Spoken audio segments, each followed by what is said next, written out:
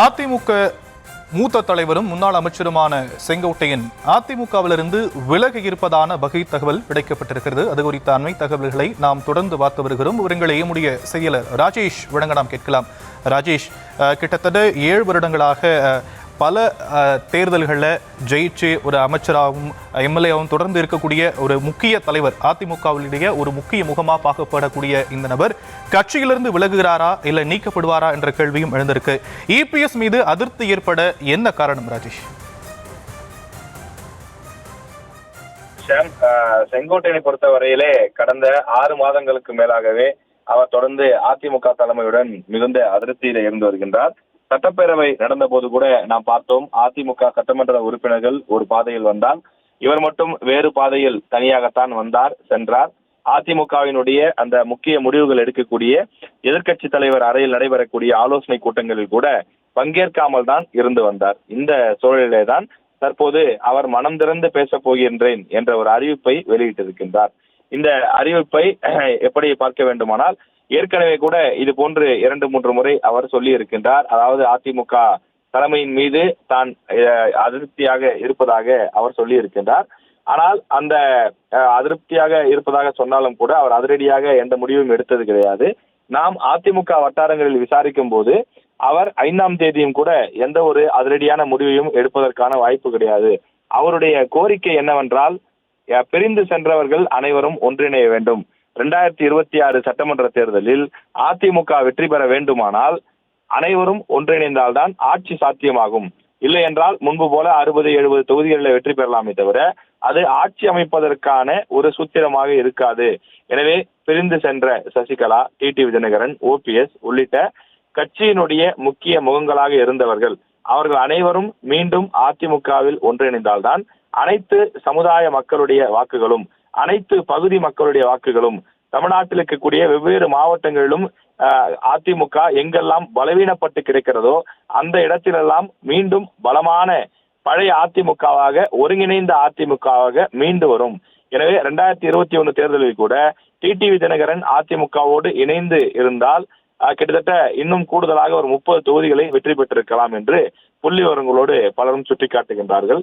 எனவே அப்படிப்பட்ட சூழ்நிலையில் தற்போது ஆட்சியை இழந்திருக்கக்கூடிய அதிமுக வலுவான கூட்டணி கூட எதுவும் இல்லாமல் தவித்து வருகிறது.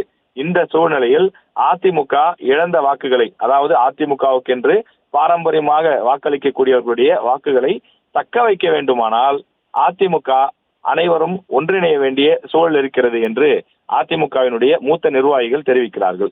செங்கோட்டையன் நேற்று இரவே இந்த கருத்தை தெரிவித்திருந்தார். அதாவது வரக்கூடிய 5ஆம் தேதி நான் மனம் திறந்து பேசப் போகிறேன் என்று சொல்லியிருந்தார். அவர் இந்த கருத்தை சொன்ன பிறகு அதிமுகவினுடைய முக்கிய தலைவர்களாக இருக்கக்கூடியவர்கள், அதிமுகவின் முன்னாள் அமைச்சர்கள் சிலரை தொடர்பு கொண்டு நாம் பேசிய போது அவர் சொன்ன கருத்து என்னவென்று சொன்னால், அவர் கடைசி வரை நிச்சயமாக அதிமுகவில் தான் இருப்பார். மற்றவர்கள் சொல்வது போல அவர் திமுகவிற்கோ அல்லது அரசியலை விட்டு விலகுவதோ இது போன்ற நடவடிக்கைகளில் ஈடுபட மாட்டார். ஏனென்றால் அவர் தலைவர் காலத்திலிருந்து என்று, அதாவது எம்ஜிஆர் அவர்களுடைய காலத்திலிருந்து கட்சியில இருப்பவர், கட்சியின் மிக மிக மூத்த உறுப்பினர்களில் ஒருவராக இருக்கின்றார் அவர். எனவே இன்றைக்கு இருக்கக்கூடிய பல தலைவர்களுக்கெல்லாம் பொறுப்பு போட்டவராகவும் அவர்தான் இருக்கிறார்.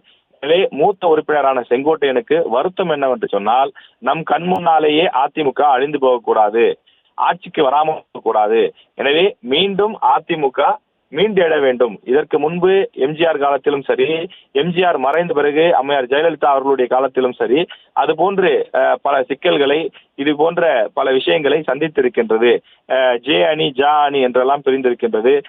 அதே போல மற்ற மூத்த தலைவர்கள் அதிமுகவிலிருந்து வெவ்வேறு காலகட்டங்களில் பிரிந்து சென்றிருக்கிறார்கள்.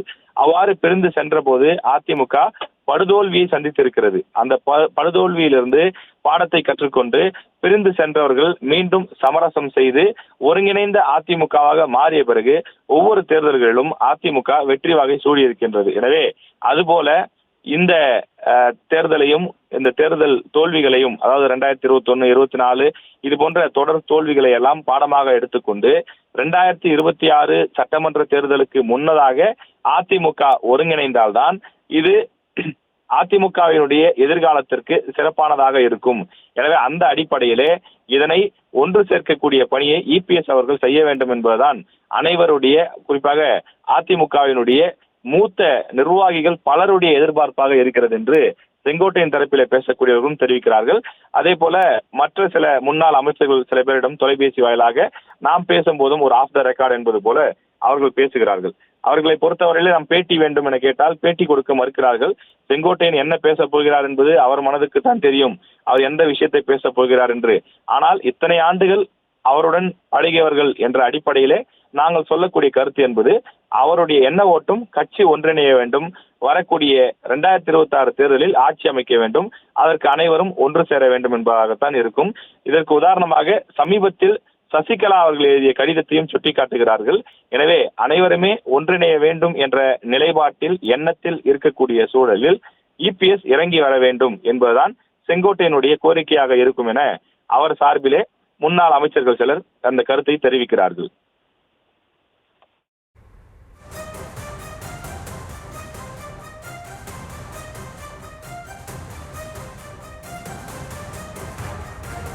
தற்போதைய விவரங்களுக்கு நன்றி ராஜேஷ்.